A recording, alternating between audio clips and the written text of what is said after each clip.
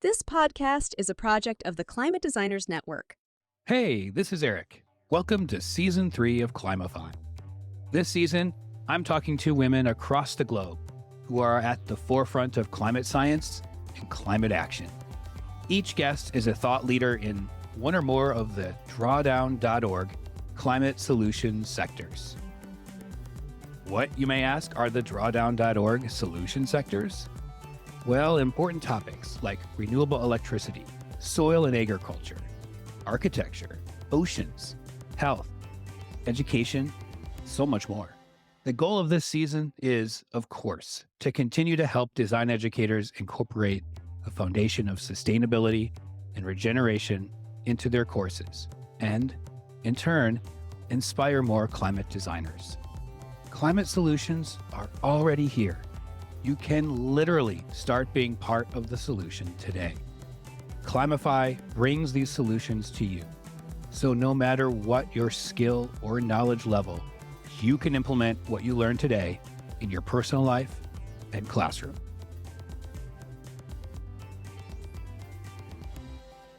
In this third episode of Season 3, the drawdown area of focus is on education, and more directly centered on education through the media and how politics and greed have shaped what we see and hear. Dr. Genevieve Gunther joins me today to share her work with her group End Climate Silence, and through her upcoming book, The Language of Climate Politics. I've been following Genevieve on Twitter for a while now, and her writing and work there and beyond inspired me to reach out for this season. I hope you take away from this discussion that although we all add carbon to the atmosphere, we are not the biggest problem. There are a handful of people creating the climate crisis. However, despite them, you can be part of the solution today. Hi, everybody. I am Dr. Genevieve Gunther, and I am the founding director of a volunteer activist group called End Climate Silence, whose mission is to push the news media to cover climate with the urgency and accuracy it deserves.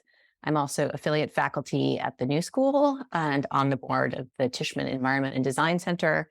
And I am a writer and a researcher who is currently writing a book for the politics list at Oxford University Press entitled The Language of Climate Politics, which is about how we talk about the climate crisis and its solutions and how we can better do that in order to actually decarbonize our economies fast enough to halt warming as soon as possible. Best place to find me is on Twitter, where I am very active, at least for now. And my handle is Dr. Vive, and Vive is spelled V-I-V-E, and that's all one word, Dr. Vive. Well, welcome, Genevieve. I'm happy to have you on the program today, and you do so much. Just listening to your introduction, you're an educator, a former Renaissance scholar. Yes. Yes, public speaker, author, and you started this great organization called End Climate Science. I would also End say Climate Silence. That is a mistake that everybody makes. It's you just don't want to somehow end climate science. No, absolutely not. We want to sort of keep that going for as long as possible. Yeah. Yeah, and you're not, I mean, that would make you an activist too, right? You're involved in activism. Oh, yes. Yeah, and consultant. You contributed to the IPCC panel, which I find awesome. Well, I reviewed the drafts, so I don't know how much of a contribution that is, but at least I put in my 2 cents. So. That's more than most people were involved, right? Mm-hmm. Well, what did I miss? I mean, there's so many things here that you do, and I just don't know how you do it all. How do you do it? Well, I have a very strict schedule, which I try to adhere to. I'm also a mother of a 12-year-old boy, and I have a very active little dog who needs a lot of attention too. So I'm also a caregiver on some levels. Oh my gosh, yeah. No, but I think that all of the disparate parts of my identity and all the different, jobs that I try to do all feed into each other because they're all essentially focused on how the climate crisis is represented in language. and how those representations have political effects. So it's not like I have to sort of take off one hat and put on a different hat. I see. It's all sort of the same hat. Maybe I'll sort of cock it at different I angles, like but that. I like that they talk at the different angles because I think designers wear a lot of hats, but yeah, it's design, right? It's exactly. communication. Yeah. Exactly. Well, like many people, you started off in a different career, and I find Mhm. this super interesting because you were a Renaissance scholar, right? Yes, I was Yes. actually. Um, and a very distinct kind of Renaissance scholar. I was very interested in Renaissance aesthetics, Uh-huh. which led me into actually the scholarly study of magic, because in the 16th Ooh, century, um, poetry wasn't, literature itself wasn't actually a sort of recognized cultural form. There wasn't such a thing as mm, sort of English literature in the beginning of the 16th century. There was elevated language, and some aristocrats wrote poems. But when Shakespeare was born, there wasn't even any public theater. So over the course of the English Renaissance, this thing, mhm. poetry, novels, theater, all of this was a like new cultural development, but it had these deep roots with theories of beauty and theories of the power of language that went all the way back to the ancient Greeks, that were connected to ideas about how magicians could use spells to conjure spirits and That's do all amazing. sorts of other things. So there's all of this weird crossover between literature and magic in the Renaissance, which is what my first book was about, like how those two discourses were intertwined and how they became increasingly separated, and literature became its own autonomous form over the course of the English Renaissance. But it didn't actually even really happen until the 18th century with Kant. And not even there. It's still a little bit confusing and entangled there. But Yes. anyway, so that was the stuff that I did. But weirdly, it kind of prepared me to do the work that I'm doing now in the climate crisis.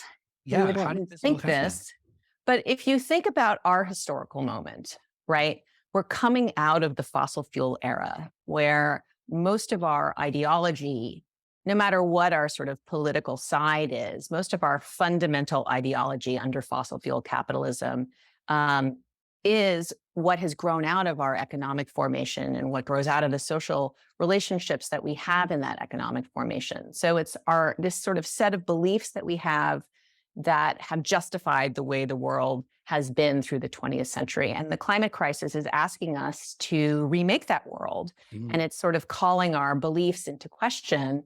And it's making it harder for those beliefs to justify the systems that we have in place. So we're also in this weird kind of historical transformation where we're going from an old system to a new system. And right now, this new way of thinking about how we produce and use energy, how we produce and use goods, how we travel, how we relate to each other, what is work going to look like, all of that is this new emerging form, which is still sort of drawing off this old mhm. ideology in the same way that poetry was drawing off this sort of magical ideology, which really wasn't what it was, but that was the language they had to think about it in. And that's kind of what's happening right now with the energy and the economic transition that we're going through. So that's what my book is about, in a way, how this fossil fuel ideology sort of is emerging even in the ways we're thinking about the climate crisis and its solution, and sort of holding it back, holding our thinking back. And so Yeah. we want to sort of undermine those old beliefs and come up with new ways of thinking and talking about the climate crisis and its solutions to sort of push that historical movement forward. Wow. That's a really good, that's a really good way to describe how I think many of us are feeling. I'm feeling in this current moment in history that it's this sense of uneasiness and Mhm. hopefulness Yeah. at the same time, Yeah. right? And that's what my takeaway was from some of the stuff you've written No. and and what you're writing that we'll one day be able to read. And um, 2024 is when your book comes out, correct? That's correct. Correct. Spring of 2024, just in time for the real ramping up of the presidential election Oh my campaign. gosh, another era of uneasiness. No, exactly. Yeah. So it does seem that, the work that you were doing before in and your scholarship and prior to what you're doing now has really prepared you very well to make the connections and to create the communication. I think that we need to. I don't know. How would you describe the way that you want people to feel or act or react to the things that you write? Oh, that's a really good question. I mean, I don't think that I can say that I want everyone to have the same reaction. Mhm. I think that, people are going to have different reactions to what I'm writing based on what they bring to the things that I've written, what their prior views are, what their personal situation might be, what they know about the climate crisis or don't know. All of these things are going to sort of influence how they receive what I've written and how they interpret it and how it may or may not inspire them. I mean, if I were to give a general answer to that question, I would think I would say I would want people to see the climate crisis as a political struggle, not as a technological project, not as a, um, by technological project, I mean not only as the project of sort of substituting clean energy technologies for Mhm. fossil energy technologies, and not necessarily as a sort of new form of the same kind of wealth creation that we've always had. But I want people to see it as a moment where we're really going to have to transform all of our systems, but in order to do that, we really do have to have this tremendous political fight because Yeah. there are very powerful forces doing everything they can to block that transformation. And then many people sort of just from the received wisdom of our culture are kind of, even if they think they believe in the climate crisis, are kind of allied with the people who are trying to block the transition because they think about the world kind of in the same terms. So I want people to come away seeing it as a conflict, feeling excited about being on the side of the people who will fight to Right. transform and save our world, and hopefully, a little bit energized and sort of ready to get out there and contribute to this fight. Well, that's the way I feel about what's happening right now. And I wonder too, with just your work prior and any sort of like historical precedents, in that I always have felt that with any sort of transition, maybe towards that like progressive arc with what Mhm. Dr.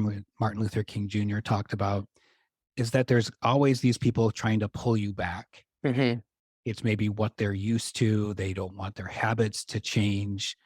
Is that also what you mean by politics? That it's social politics. It's not just the politics that you imagine, like you're in Washington D.C. or the capital or in the state.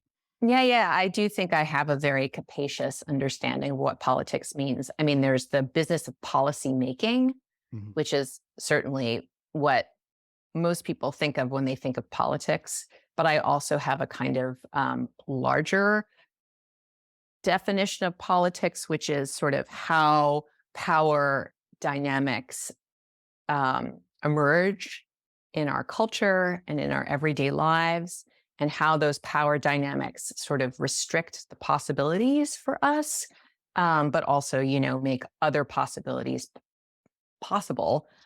So it's a sort of, it's not just policy making, it's also attention to power dynamics in general and thinking about how we might change those in order to, halt global warming and make people's lives better at the same time. Yeah, so I'm guessing then your book that you're working on right now, The Language of Climate Politics, it's pretty self-explanatory in its title. But can you tell us more about why you're writing that book and just about sort of the breakdown of what's inside? Sure. So the book is made up of, I think, 6 chapters and a preface. And the preface is about the word we. And the chapters are about the words. Each chapter sort of is centered on one word. And the words are alarmist, cost, growth, um, India and China, and I'm making air quotes, although the people listening to this Yeah, podcast won't see this, it from the other India and side. China in air quotes, innovation and resilience. Because these are the words that sort of give us the concepts that are dominating the way that we think and talk about the climate crisis. And they're all concepts that have come from our fossil fuel economy. And they need to be, their assumptions need to be excavated, studied, tossed out if they're outdated or inaccurate. And then we need a new sort of deep framing of the way that we think about these problems. So I got the idea for this book when the New York Times hired a conservative columnist named Bret Stephens, who at that time was a sort of inveterate climate denier who really thought that, climate was just a religion and there was absolutely no reality to it, or at least he claimed this is what he thought. I don't really know what he believes or doesn't believe. In any event, his first column for the New York Times was a piece called Climate of Complete Certainty. And he used the kind of denialist argument that had been sort of au courant since at least 2008, 2009, which was that the science is too uncertain to justify spending money on decarbonization or any kind of disruptive policy. And so we should just kind of do nothing and wait until science kind of gathers more certainty through the research process and through debate over its findings. Okay. So I read this article and I had this sort of revelation. I had been studying climate science by myself, basically through, online platforms like edX, but also through reading, climate science textbooks. I'm a big reader and a huge autodidact. And I also ask people lots of questions about things I don't understand. I realize that I can't teach myself everything, but, No. I had been studying climate science. And so I knew that in climate science, uncertainty doesn't necessarily mean the state of not knowing.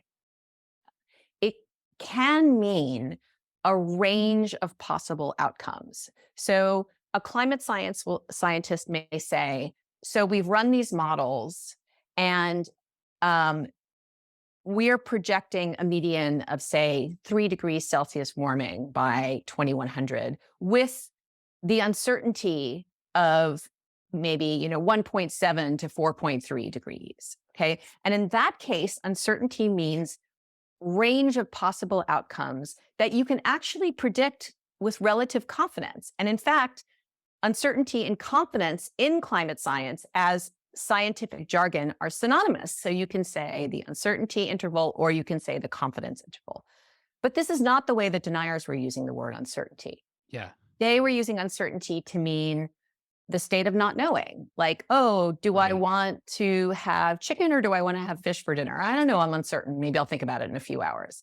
So they were talking about uncertainty in a way that made the general public who doesn't have any familiarity with climate science, disciplinary jargon, think that climate scientists weren't really sure about their findings. And then what's really diabolical about the strategy is that anytime a climate scientist would communicate in public and, scrupulously acknowledge the uncertainty of their findings, they would simply reinforce this denialist message. They weren't really sure whether climate change was real. And so I saw how this dynamic worked where there was a sort of disciplinary meaning of a word, and there was this kind of colloquial meaning of the same word. And the climate deniers were weaponizing this disciplinary word to make people who would use the kind of colloquial definition confused about how confident scientists really were. And then once I saw that dynamic, I started seeing it everywhere. I saw it in my own family where I won't call her out, but there's someone in my family who was basically the same thing. Like she would say, well, I'm going to wait till there's more facts because they don't know yet. They don't know. Right. Exactly. So it worked really well. It worked brilliantly, and it's still happening. So, for example, climate scientists themselves will be worried about accusations of alarmism, right? And this is something that gets weaponized by climate deniers. Yeah. Climate economists will study the costs of climate change, right? And very often their findings, again, will be weaponized by people Yeah. who are trying to block the passage of climate policy. So the book is tracing out these relationships between these different ways of using these words.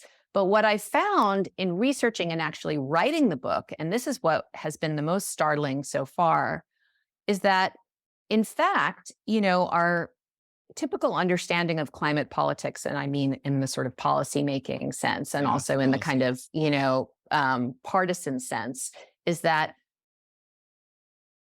attitudes about climate change are very polarized. Like Yeah. everybody sort of on the left believes that the climate crisis is real and wants us to do something about it, wants governments to do something about it. And everyone on the right denies the reality of the climate crisis and is opposed to clean energy. But what I found in my research is that this actually doesn't really cash out on the level of elite discourse. In elite discourse, what's really crazy is that the deniers and the sort of center left, the center left economists, the center left climate commentators in the media, the center left politicians, and even the center left climate activists are all speaking about the climate crisis in the same way, Really? using these attitudes that come from the fossil fuel economy. And so I've started to think that actually the reason our politics is so stuck is not even so much that there's polarization, but that there's actually a remarkable amount of unity in the attitude towards the climate crisis and how we solve it that's actually preventing us from getting ourselves off of fossil fuels and making whatever changes to our systems that are necessary to make that actually happen. We're in the way of ourselves, basically. In some sense, I mean, it depends. Yeah. And this is what the beginning preface is about. It depends on who we is, right? Who is Yeah. we in this Mhm. climate discourse? Like, are you and I in this, center left elite group that's allying itself, perhaps unwittingly, with the climate deniers? I don't know about that. Yeah. Is there a Are test most that I can take? Americans in this group, right, are certainly people of color in the global South? This group, Yeah. absolutely not. This is one of the things that I want people to understand once they finish the book is that there is no universal we. There's no humanity who's causing the climate crisis. There are certain groups who are advancing the cause of fossil Mhm. fuels, and then there are groups who are trying to end fossil fuels, and Right. and then there's a big muddled middle. But that's the polarization. But Yeah. most people are still on the side of fossil fuels. Now, in that sort of what you described in terms of there's this the we that we need to determine who that we is, right? The Right. center left. Um, do you find that there's like what is 100 different companies are basically the problem, and the language about that is always about carbon footprint, which is Right. from them, from these companies, and we're all trying to make our carbon footprint small. Is that Right. kind of what you're talking about? I mean, the carbon footprint is a really interesting example of the way that fossil fuel interests will weaponize actual scientific research. Mm. Because sometimes you'll hear that the fossil fuel companies made up the concept of the carbon footprint, and that's not actually entirely true. The carbon footprint is a sort of legitimate concept out of sustainability research. The carbon footprint, the ecological footprint, all of these are, heuristics that the sustainability researchers use in order to kind of measure the impact of humanity on the biosphere. Mm. Um, but, oil companies and their PR agencies are very, very, very good at They are. mining academic research for things that they can weaponize and use against climate action. So what they did, BP did this. I'm forgetting the year. It was either 2004 or 2008, I think. They came up with a campaign asking people to worry about their own carbon footprint. Yeah. And to start measuring their carbon footprint. I remember seeing that. Yeah. And this is designed, this campaign is designed to make you feel completely guilty and despairing, right? Because as someone who lives in a fossil fuel economy, unless you basically pull yourself out of the world, you are going to be emitting carbon by living in the world, right? And even if you were able to somehow draw your own carbon footprint down to 2 or 1 ton of CO2 a year, until large corporations and energy companies start changing their practices, global emissions are still going to go up. So they're trying to sort of use this as a way to distract you from the sort of systemic challenge and the political necessity of having a kind of larger public fight about the laws and the way that money is distributed to fossil fuel interests, and keep you worrying about like whether you should have a straw with your iced tea, you know? And this is, and also just feeling like the whole crisis is too big for you to solve alone. And so hopefully you'll just give up and forget about the whole thing. That's what they want ultimately. Right. So, exactly. So yeah, the carbon footprint is a really, not a very useful way of thinking about what we need to do. Yeah, actually, one of my students this past year worked on this video where she was basically pointing out that same thing. She was talking about essentially like, let's end the climate crisis, and she's using a reusable straw, right? And it transitions into like showing what has actually going on as you're wasting your time trying to find the straw at the store. Right. And yeah, little things do matter, of course, but yeah, the big change has to happen. Yeah. I will, however, I'd like to just add one caveat to that, just in the spirit of not making any universal claims about people in the climate crisis. There is one group of people who actually should start worrying about their carbon footprints. Yeah. And that is the mega wealthy, the 1% and the people above them. I mean, these people emit, hundreds or even thousands of tons of carbon a year, like 99% of which is not necessary. And they are blowing through our remaining carbon budget while, people in the global south are already, starving, having their homes drowned, suffering heat wave after heat wave. I mean, it's pretty egregious. So I think there is a difference between someone, say, who has to drive to work because they don't have any other way to get to work, and they certainly can't afford, even with Biden's rebates, an EV.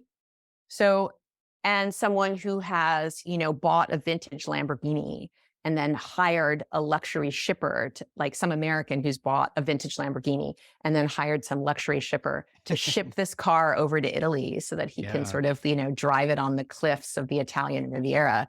That act of carbon emission driving that Lamborghini is very different than the act of carbon emission in driving your fossil fuel car to work because you have to go to work.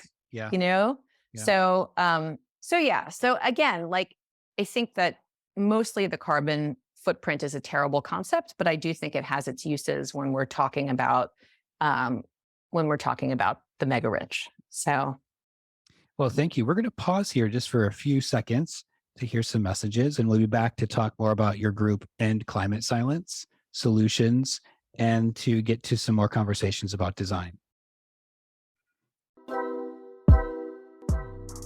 Where do young designers see themselves at the intersection of climate change and innovation? And how can we teach that intersection in the classroom? Designers are problem solvers, capable of imagining solutions for a more sustainable future. we have a bigger role to play in all phases of the design process, not just the beginning. My name is Rachel Cifarelli, graphic designer, recent college grad, and part of the Climate Designers EDU team. And after graduating, I realized today's classrooms tend to skip over that universal side of design. So if you're a design educator, I want to hear from your students. Help set in motion the first ever project that centers students at the intersection of design education and climate change. I want to know what your students think about sustainable design, how they see climate change impacting their future careers, and what even comes to mind when they hear the term climate design. Send your students to climatedesigners.org/edu/newwavesurvey to take the 5-question survey or sign up for an interview with me. Help me inform a new wave of design education, one that teaches every designer how to be a climate designer. And we're back, and I'm excited to talk to you more about one of the things that I find exciting about your work is your group End Climate Silence. And can you tell us more about this organization, its mission, and maybe how we can get involved to volunteer and help? That would be so lovely. Thank you. Yes. So, wow, it's funny because I will just confess that right now the group is in a period of transition because we lost 90% of our volunteers over the pandemic. Oh, Um, no. and it needs to be reconstructed. And you asked me how I do everything, and maybe I don't always do everything. Yeah. It's a mirage sometimes, right? So this is something that has, been on my to-do list really literally for about 6 months, is to build up that volunteer capacity again. Um, So just simply, if you're listening, if you're this might be an listening, opportunity for you. indeed, our website is endclimatesilence.org, all one word. And you can contact us through the Contact Us button at the bottom of the webpage if you scroll all the way to the bottom. So if you're interested in volunteering, I would love to hear from you. You don't have to be in New York City where we're based. We can do everything online. So yes, what we do is we try to originally our mission was very, very, very simple. We simply wanted journalists who were reporting on stories that were actually about the climate crisis to actually mention the words climate change in their stories. So repeatedly, journalists would report on extreme weather, for example, and even report on the findings of climate science explaining why this extreme weather event was so bad or sort of took the form that it did, but they would never actually mention the words climate change. There would be this sort of like low-key form of denial, not mentioning climate change as if it weren't happening, as if it had nothing to do with the climate crisis. So our mission was just simply to get them to end that climate silence and actually mention the words climate change in the stories they were already reporting about its effects. It wasn't like I was asking them to hire climate reporters or do anything different. Just bring those 2 sentences into the stories they were already reporting. And that's the language of climate politics. Exactly, 100%. I mean, our research at End Climate Silence showed that the vast majority of Americans have learned everything they know about the climate crisis from the news media. So that's pretty shocking. Exactly. Chilling. So it's all the more reason to make sure that the news media is doing, a good job in its sort of mainstream reporting. It's not just about these sort of deep dive stories, which admittedly have gotten, infinitely better since the group started in 2018, and not because of our group, but just simply because there was an explosion of interest in climate change after the IPCC released the 1.5 degrees Celsius report in 2018 and made it very clear that we had to have emissions by 2030 and zero them out by 2050 if we were even going to have a chance of halting warming at this lower number. So climate reporting has gotten much better. Most major newspapers have climate desks. There are more climate stories in the TV news, although the climate silence in the network news is really still just pretty appalling. Yeah. So, that mission is ongoing. But now I think when we kind of rebuild our momentum. I think we're going to expand our mission and ask that not only reporters mention the climate crisis, but actually say that fossil fuels are the leading cause. Fossil fuel use is far and away the main Right. cause of the climate crisis, Right. right? And that we can halt global heating if we stop using fossil fuels. I mean, Right.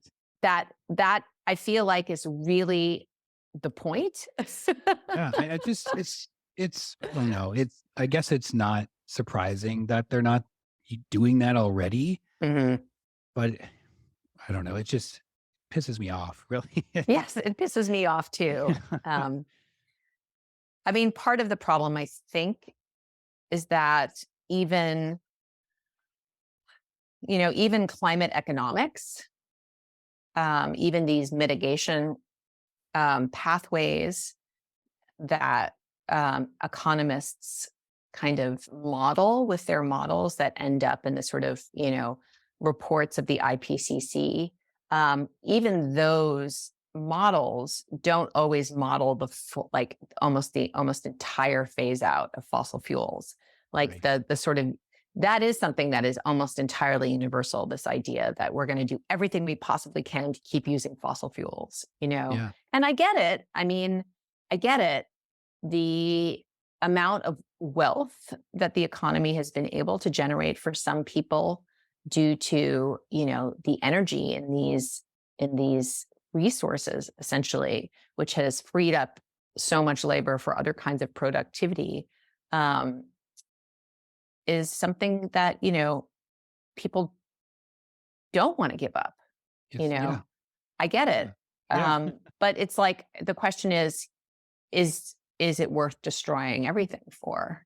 And some people think, oh, well, we're not going to destroy everything. It's not going to be that bad. You're being alarmist or whatever. But global warming is going to keep going. The planet is just going to keep getting hotter and hotter until we stop using fossil fuels and Yeah.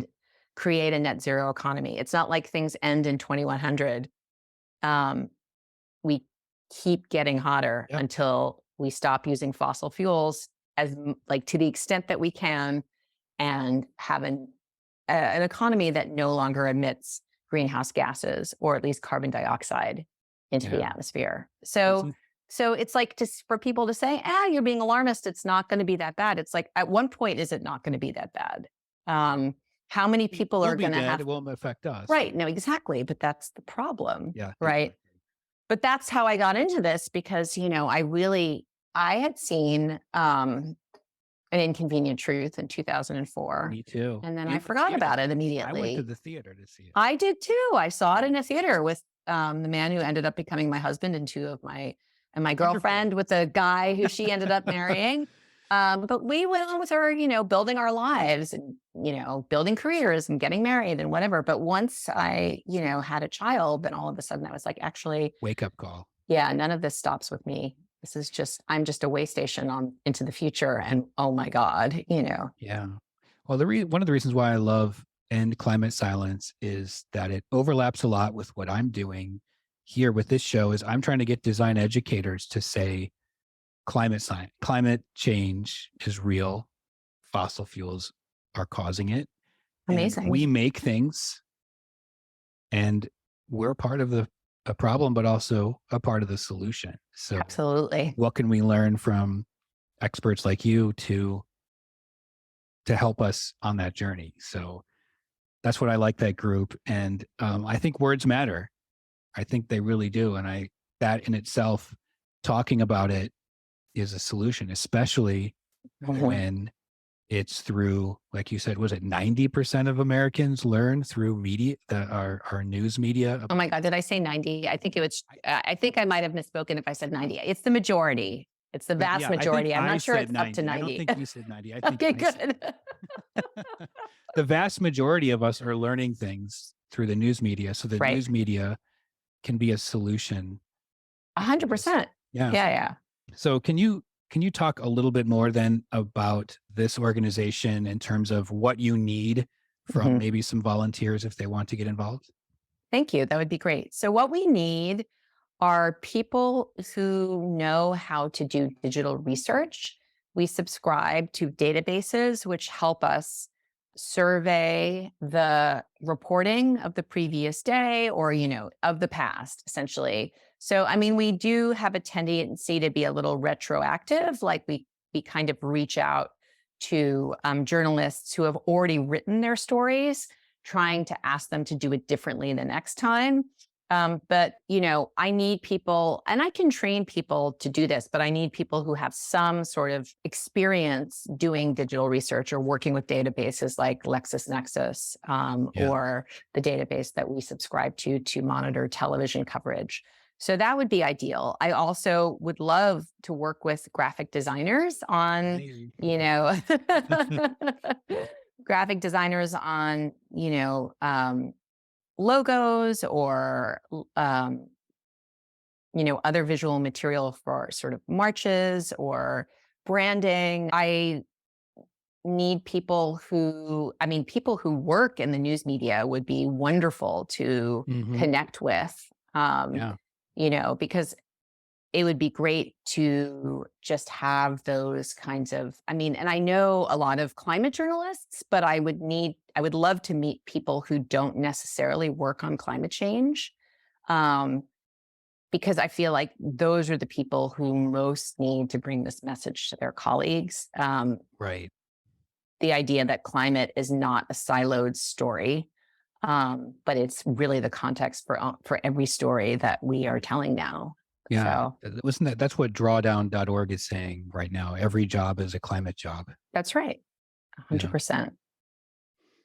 Yeah. So do you have any really I know that some of the information right about climate is pretty negative, but do you have any like positive stories that have come out of the End Climate Silence group in terms of impacting uh, through the work that you do? I have been told informally that um, mostly people talk about climate now as an everything story, in part, at least in part, due to the work of End Climate Silence. Um, yeah, so that's been very gratifying. Because we don't fundraise. Again, it's a volunteer organization, and because we don't fundraise, I don't have to spend any time tracking metrics.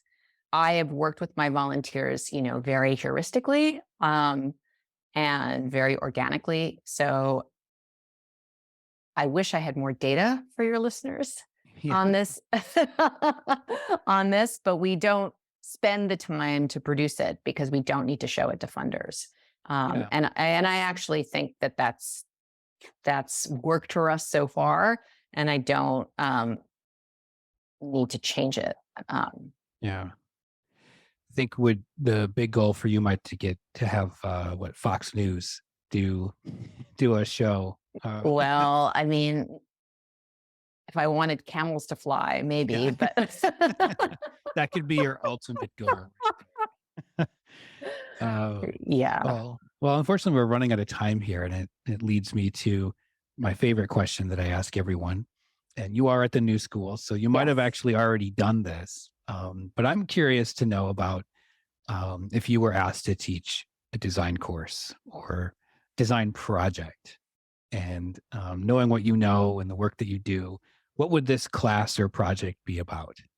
I think the most important thing that designers need to do right now is figure out how to redesign the suburbs and the exurbs and the suburban home, um, and suburban living to be sustainable, to Yeah. not center on the automobile. Nice. I think that is the biggest design challenge of this century in the United States. And if I were a designer or an urban planner, I would absolutely teach that course, because I think it's a fascinating challenge, but it's also a really important one that we need to solve. Well, my grad student would be happy to hear that because that's what she's working on. Fantastic. I just met with her today about this, and so I'll have to tell her because Oh my God, fantastic. Great minds. yeah, Yeah, we'll have to share it. And well, I guess she's not going to graduate for another couple of years, but progress reports, right? indeed. Absolutely. Well, it was really great having you on the program, Genevieve, and just really appreciated all the time that you gave me since you have book deadlines, probably a bunch of other things coming up. Can you tell us again where we can find you online? Yeah. So my website is GenevieveGunther.com, and Gunther is spelled Guenther. And I'm mostly active on Twitter, and my handle on Twitter is at Dr. Vive, all one word, and Vive is spelled Vive. It would be great to see you out there in the interwebs. It would. And her book, The Language of Climate Politics, is coming out in 2024. Thanks for having me, Eric. Climify is produced, edited, and engineered by me. A huge special thanks to Ellen Keith Shaw and Christine Pilot for their gorgeous work on the new branding, Batul Rashik and Mark O'Brien for their design help, and Brandy Nichols for her strategic guidance on improving the offerings of this podcast. If you enjoy the work we all do here, and you have a spare minute or two, we truly appreciate if you left a rating and review over at Apple Podcasts. The more folks that review our program, the higher the algorithm pushes up Climify in the search results. And in turn, the more likely we all can learn how to become climate designers.